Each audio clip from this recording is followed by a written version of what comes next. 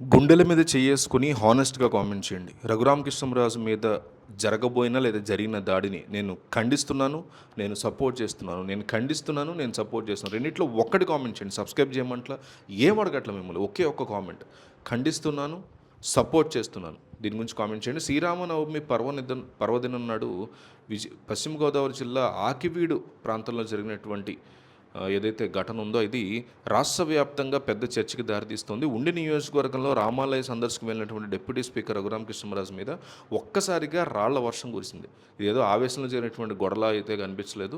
చాలా పక్కా ప్లాన్ వేసి దాడి చేశారనే ఫీలింగ్ వచ్చింది. రఘురామకృష్ణంరాజుతో పాటు ఆయన వెంటున్నటువంటి అనుచరుల మీద కూడా దుండగులు రాళ్ళు, కర్రలు, కత్తులతో విరుచుకుపడ్డారు. అన్నిటికంటే భయంకరమైన విషయం ఏంటంటే గోడలకి కొట్టే మేకులను కూడా ఇక్కడ ఆయుధాలుగా వాడారు.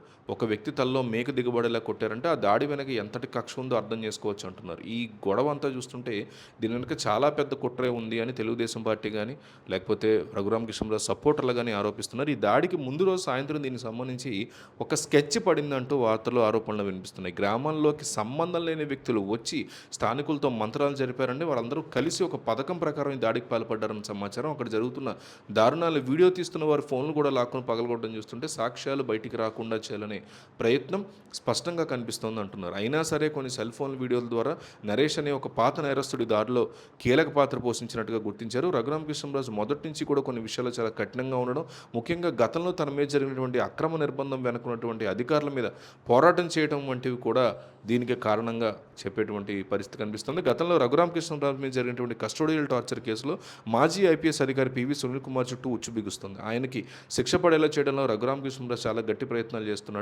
సునీల్ కుమార్ క్రైస్తవ మతానికి చెందినవాడనే ఆధారాలను బయటపెట్టడం ద్వారా వారిద్దరి మధ్య వ్యక్తిగత వైరం బాగా పెరిగిపోయింది. ఈ నేపథ్యంలో సునీల్ కుమార్కి చెందినటువంటి ఒక సంస్థ సభ్యులు దాడి జరిగిన ప్రాంతంలో ముందే తిరగడం అనేక అనుమానాలకు తావిస్తుంది. కేవలం అధికారం మాత్రమే కాకుండా రాజకీయంగా ఎదగాలని చూస్తున్న కొందరు వ్యక్తులు కూడా ఈ గొడవను వాడుకుంటున్నట్లుగా ఆరోపణలు వస్తున్నాయి.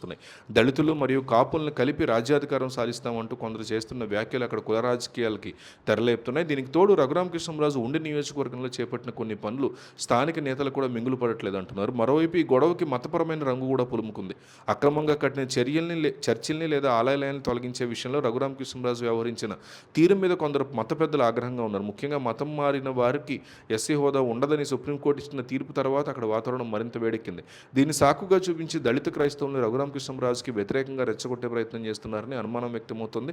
శ్రీరామనవమి రోజున రాముడి గుడి దగ్గరే ఇలాంటి దాడి జరగడం అనేది కేవలం యాదృచ్ఛికం కాదని, హిందూ మరియు క్రైస్తవ మతాల మధ్య చిట్టు పెట్టేందుకు కూడా ప్రయత్నం చేస్తున్నారని చాలామంది ఆరోపిస్తున్నారు. మొత్తానికి బాధ్యతాయుతమైన పదవులు ఉన్నటువంటి ఒక వ్యక్తి మీద ఇంత దారుణంగా మేకులతో దాడి చేసి చంపే ప్రయత్నం చేస్తుందంటే రాష్ట్రంలోని శాంతి భద్రతల పరిస్థితిని ఇది ప్రశ్నిస్తోంది అంటున్నారు.